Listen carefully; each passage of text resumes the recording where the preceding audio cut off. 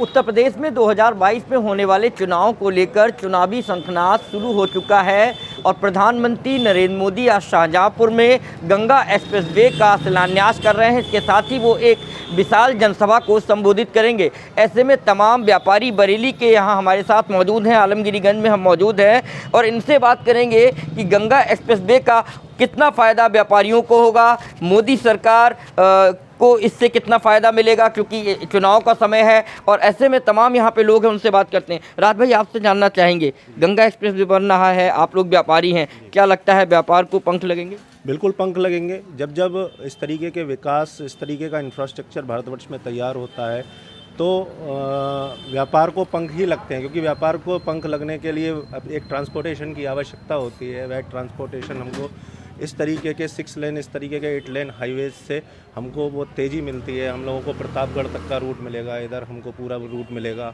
ये अलग बात है कि बरेली नहीं जुड़ा है इससे, लेकिन इधर बदायूं जुड़ा हुआ है, इधर शाहजहांपुर जुड़ा हुआ है। शाहजहांपुर और बदायूं के बीच में बरेली वालों को कोई विशेष दूरी नहीं है।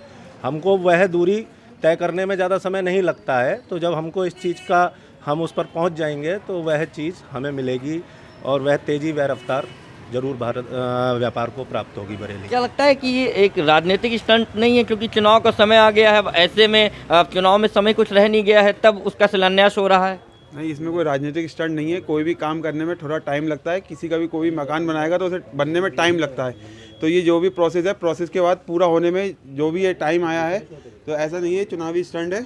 ये तो विकास की बात है, ये सही है, बिल्कुल सही है। आपसे जानना चाहेंगे, मोदी जी आज शाहजहांपुर में हैं, आपके पड़ोसी ज़िले में है रोहिलखंड की पहली एक तरह से चुनावी रैली है। क्या लगता है सरकार को इससे फ़ायदा मिलेगा चुनाव में?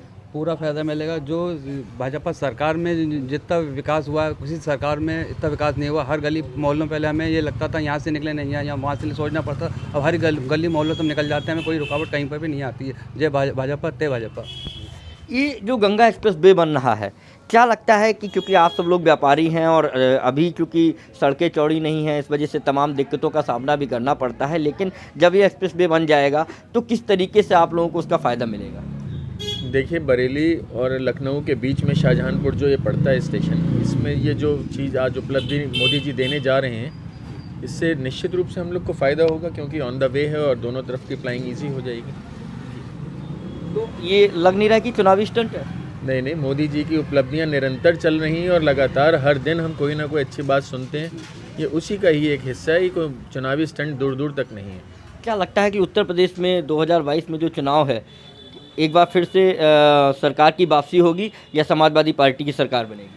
देखिए साहब, मैं एक बात ये रखना चाहता हूँ, जो एक नॉर्मल एक इंसान है या पब्लिक है, उसको क्या चाहिए? मूलभूत सुविधाएं चाहिए। आज मान लीजिए एक्सप्रेस पे बनेगा तो हर तरीके से हर सब उसमें अच्छाई होगी। अब एक और बात ये आई है कि लड़कियों की एज 21 साल कर दी गई है। तो अब जिसको मान लीजिए एक अच्छाई अगर सरकार कर रही है तो लोगों को चाहिए कि उसका साथ दे। एक अच्छाई में अच्छी बात कहनी चाहिए ना, उसके विरोध में आप क्यों जा रहे हैं जी? एक अब जैसे एक्सप्रेसवे है, एक्सप्रेसवे अगर आज हो रहा है तो आदमी ये क्यों कह रहा है साहब इलेक्शन के पहले हो रहा है? अरे भाई, एक अच्छा काम तो हो रहा है, तो इसका तो आदमी को उसके साथ रहना चाहिए साहब। आप विशाल जी व्यापारी हैं और आज तमाम समाजवादी पार्टी के बड़े बड़े नेताओं के यहाँ इनकम टैक्स विभाग के छापेमारी हो रही है। क्या लगता है चुनाव से पहले ये इस तरीके की छापेमारी नहीं होनी चाहिए? देखिए, ये विषय ऐसा है, ये इनकम टैक्स डिपार्टमेंट का विषय है और जहाँ पे उनको कोई सूचना मिली होगी या कोई भी उनको किसी भी तरह से अवगत कराया गया होगा, सूचना मिली होगी, उससे अपना काम कर रहे हैं। उसमें हम लोगों को कोई उसमें विरोध नहीं है। 2022 में किसकी सरकार बनी? देखिए, व्यापारी हैं हम लोग, आपने बहुत सी बात कही थी, और व्यापारी को सबसे बड़ी प्राथमिकता होती है उसका व्यापार सुरक्षित हो, व्यापारी सुरक्षित हो। इससे पूर्व भी सरकारें रही हैं, हमने देखा है कि क्या हालात थे, शहर कितना दंगों में झोंका गया है, हमारे शहर के ऊपर कितने कलंक थे। आज हम हैं, पिछले 5 साल होने जा रहे हैं, कोई भी बता दे कि शहर में एक भी दंगा हुआ हो। आज व्यापारी सुरक्षित है, कहीं पे भी कहीं चंदा उगाई नहीं, किसी चीज़ की उगाई नहीं है, कोई बदमाशी नहीं, गुंडे नहीं है, साफ़ सुथरा कर रहा है। लेकिन आज सरकार हमारे व्यापारियों के हित में इससे और भी अच्छा कर सकती है। अभी एक सरकार ने निर्णय लगाया है मंडी शुल्क के ऊपर। अगर सरकार इस मंडी शुल्क को वापस ले ले तो निश्चित तौर पे व्यापारियों का और भी समर्थन सरकार को पूरी तरह से मिलेगा। पूरी तरीके से मिलेगा। और भी व्यापारी हैं, उनसे बात करेंगे। भाई साहब, मोदी जी की रैली हो रही है पड़ोसी जिले शाहजहाँपुर में, कितनी उम्मीदें हैं सरकार से आप लोगों को? देखिए, सरकार से हमारे को जो जो उम्मीदें थी उन पे सरकार पूरी तरीके से खरी उतरी है। हमें सरकार से कोई शिकायत नहीं है। रही बात देखिए कि जैसे डेवलपमेंट अभी गंगा एक्सप्रेस हाईवे का शिलान्यास करा है, उससे पहले हमारे शहर बरेली के अंदर उन्होंने कई फ्लाईओवर का शिलान्यास करा है। वो कोई चुनावी स्टंट कहने के योग्य नहीं है। सब व्यापार एक दूसरे से जुड़े हुए हैं। गंगा एक्सप्रेस वे के बनने से सब व्यापार को एक नई वो मिलेगी, एक नए पंख मिलेंगे, एक नई उड़ने की उड़ान मिलेगी, उससे और तेज़ी से बढ़ेंगे।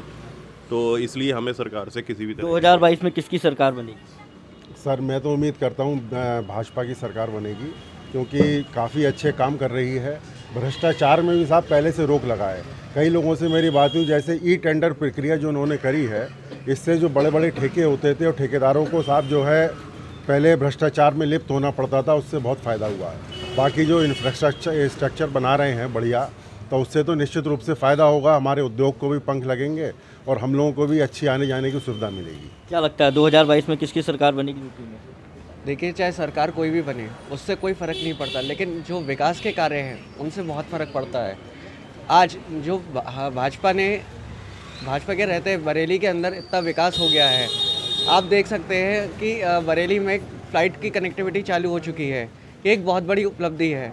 इतना ही नहीं, शिक्षा के क्षेत्र में भी और अन्य क्षेत्रों में भी अगर हम बात करें तो काफ़ी विकास हुआ है। सारी सड़कें खुद ही पड़ी हैं।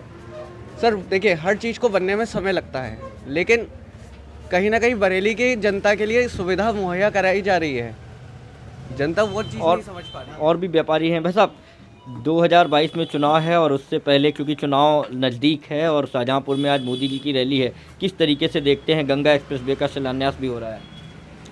आज हमारे प्रधानमंत्री जी आए हैं, शायद मतलब शाहजहाँपुर का जिस तरह से मतलब विकास हो रहा है वो एक अच्छी पहल है। और सन 22 में पुनः भाजपा की सरकार आएगी और जो शहर बरेली स्मार्ट सिटी में घोषित हुआ है, जो भी सड़कें खुद हुई हैं वो कोई बात नहीं है, क्योंकि जब सब बच्चा पैदा होता है कुछ ना कुछ तकलीफ़ें होती हैं। उसके बाद जब सब बच्चा बड़ा होता है धीरे धीरे वो अपना काम करता है। वही हाल इस टाइम बरेली शहर का है। शुरू में सबको तकलीफ़ें होंगी, लेकिन उसके बाद आने वाले समय में बहुत अच्छा शहर बनेगा बरेली। ये मेरी कामना। तो देखा आपने, तमाम यहाँ पे जो व्यापारी हैं इनका कहना है कि शाहजहाँपुर में जो गंगा एक्सप्रेस वे का शिलान्यास हो रहा है उसको व्यापार है उसको पंख लगेंगे, क्योंकि व्यापारियों को उसका काफ़ी लाभ होगा। कैमरामैन नवल सिन्हा के साथ अनूप कुमार मिश्रा, ABP गंगा, बरेली।